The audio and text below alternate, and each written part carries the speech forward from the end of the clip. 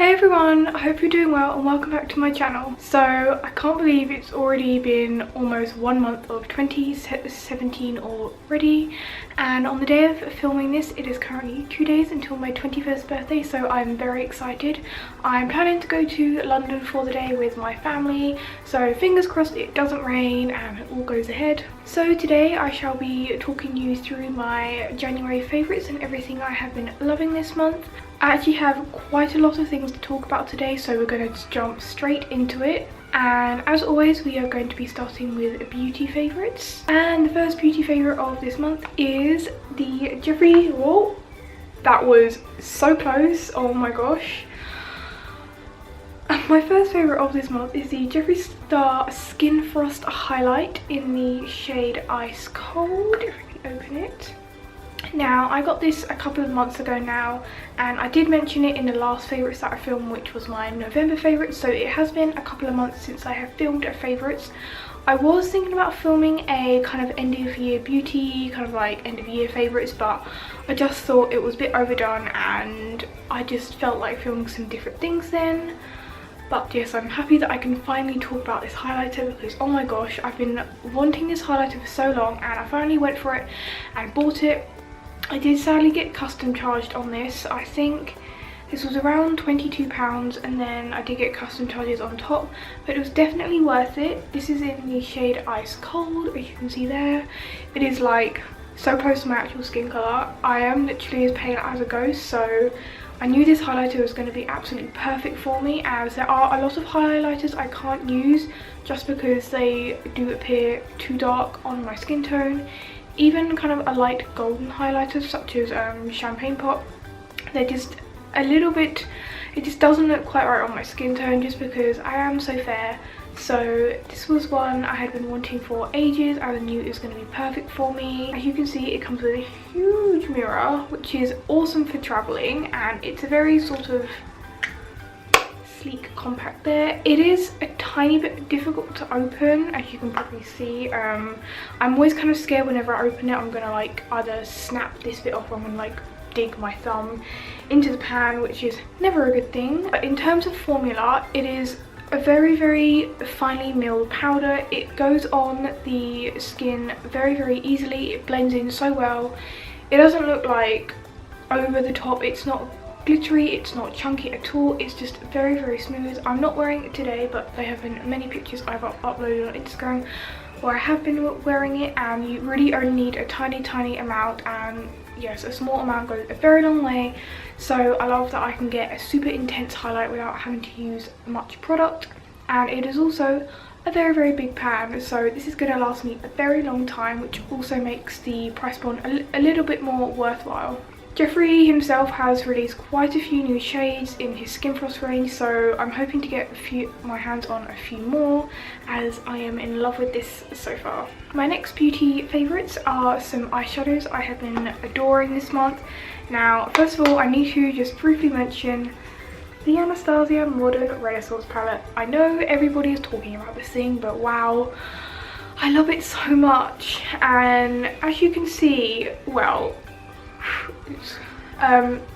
my only complaint with this palette is, from looking at it, you would have thought I use it every day, but I don't use it every day, yet I seem to have hit pan on like, on 4 of the shadows. I've somehow already hit pan, and I actually told this to my friends and they were like, that's really bad because I've only had this palette a couple of months, not even that, and there are other palettes I've had for like a year, like plus, and I've never hit pan on them, and I would use them like every single day. I think that is because these are very finely milled eyeshadows, so they do produce quite a bit of kick up when you put your brush in, so I feel like a lot of the shadow gets wasted just because it kind of spills out of the palette itself, and I'm having to always tap off quite a lot of excess, so that may be the reason. But looking past that, these shadows are incredible. They are the most easy shadows to blend that I've ever used. They're so pigmented, they last excellent, they blend together really well, and I just adore the range of colours in this palette. It's my like sort of dream palette, as you could say, as I love warm eyeshadows so much, and my favourites are particularly the gold shade, Primavera and the red shade Red Ochre. I just think they're perfect for this time of the year, and I've been really enjoying using this palette. And also with that palette, I have been using it in conjunction with specifically this MAC eyeshadow here, which is Expensive Pink. I got this sometime last year and I hadn't really used it much, and I've been wanting to get just a nice pigmented pink eyeshadow, as I do have some pink eyeshadows but they're just not very pigmented, or they're just kind of like, I don't know how to describe it, but I just wanted a pink but not like a pure pink, and this Expensive Pink is just absolutely perfect. It's almost kind of like a pinky gold shade, sort of very, it's a lot, I honestly don't know how to describe it. You'll see in the swatches, but as it's a MAC eyeshadow, it is very good quality. It's pigmented, it blends well, and I just think it goes really well with the Anastasia Modern Renaissance palette. Plus, I like MAC eyeshadows because I can put them in a quad here, and these two here are MAC ones, but these two here are actually Makeup Geek ones. So this is also a really nice little compact that I can take when I travel. And another eyeshadow that I've been loving this month, which I'm actually wearing today, is this Colourpop one, and it is in the shade Sequin. I got this quite a while ago when I did my Colourpop haul, but again, I hadn't really used it that much.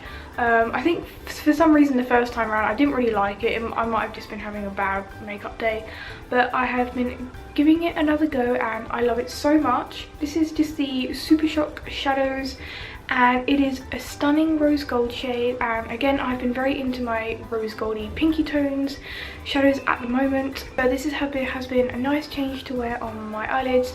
And again, I love Colourpop just because they're very, very affordable, and all of their products are just amazing quality as well. And one last beauty favourite I'm going to talk about today is this Hourglass bronzer, which you probably heard a lot of beauty gurus talking about, specifically last year. So I've had this for quite a while, although for some reason I've always favoured using my Too Faced Chocolate Soleil bronzer over this one, but I thought again I would try and give this one a whirl, and it did not fail me. I don't know why I haven't been using this bronzer more. It's one of the only bronzers that I can use and get away with. It doesn't look too orangey on my skin. It just gives a very luminous glow to your skin.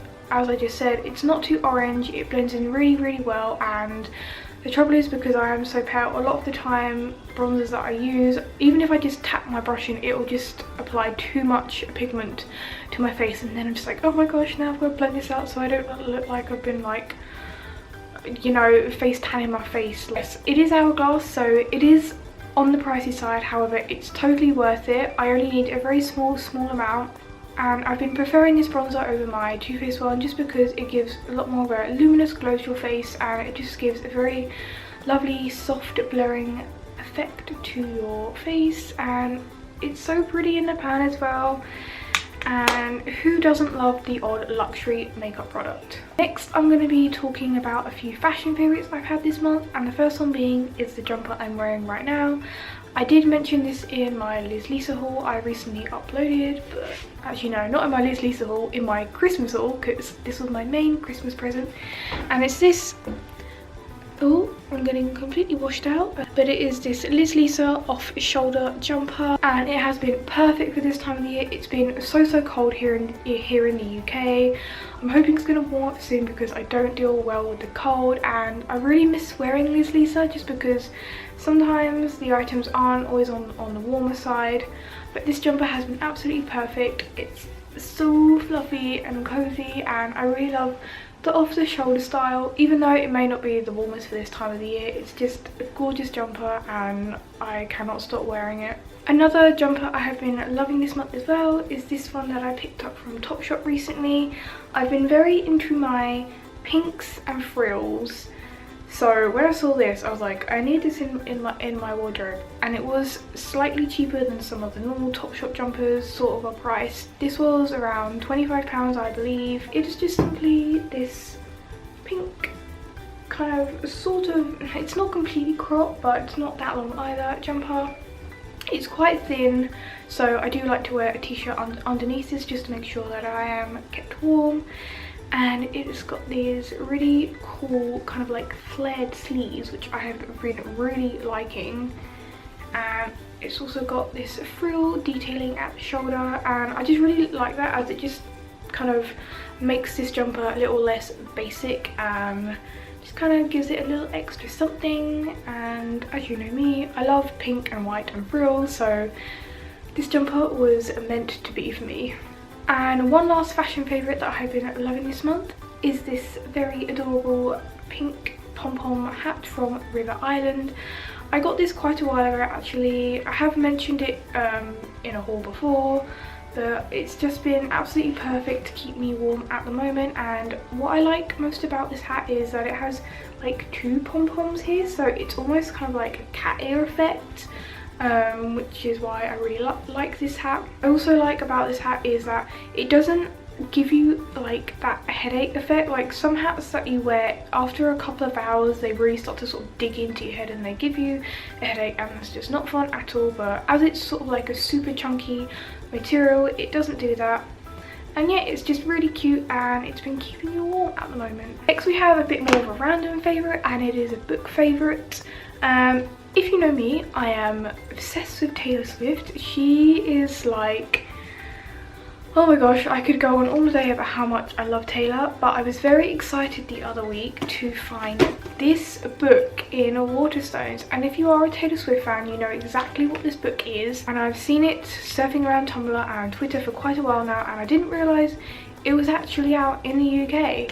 So when I saw this in the manga section randomly, I literally almost squealed for joy and went straight to the till to buy it. The Taylor Swift This Is Our Song, kind of like, it's like a fan dedication book. It's written by several fans, kind of just like about Taylor Swift, about her life and about how her career has, you know, grown over the past 10 years or so. As of course last year it was 10 years since she released her first album. I'm so proud of her. So this is just a really nice book for any Taylor Swift fan out there. I'll try and show you a few inserts. It's very heavy, as you can see, but it is just, again, a very nice book to have for any fans. It's got some gorgeous pictures of Taylor. That is from the Red Tour, and the Red Tour and the Red era was my favourite era ever. And I just think it's really nice. It's so well written, and there's even like puzzles in here. There's reviews of every single album in here, and it's just the perfect thing for any Taylor Swift fan, to be honest. It's got lots of gorgeous shots from different tours, and oh, it's so heavy. Again, I did find this in Waterstones and it was priced at around £16, so it's really not that badly priced for it being a hardback book as well. But yes, for any Taylor Swift fans, I recommend that you go and get this right now. And my last favourite for this month is going to be an anime favourite, and I have been watching quite a few new anime that have just started airing, but specifically one that I've been really enjoying is Super Lovers, and the second season has just started to air now, and I actually only watched the first season last month, and that's because I have recently gotten into BL, or boy love anime, and I didn't ever think it would be an anime that I would get into. But to be honest, the whole like Yuri on Ice thing, it really sort of converted me as such, and then I started to search up some really good BL animes, and then of course Super Lovers came up on there, as well as Love Stage. But yes, I have been obsessed with Super Lovers, and I'm very excited that season 2 has started. And I'm just going to read the plot for those of you who don't know what it's about. So the basic plot is that Haru visits Canada to spend his summer vacation in the wooden house of his strict, strong-willed mother Haruko, who purposely fools her son into believing that she's on the verge of death, only to burden him with the responsibility of taking care of her newly adopted puppy, which is in fact a small antisocial boy called Ren, who doesn't trust anyone and he would much prefer to hang out with Haruko's dogs. Haruko's orders Haru to sort of civilize Ren and kind of just basically teach him the normal human ways of life.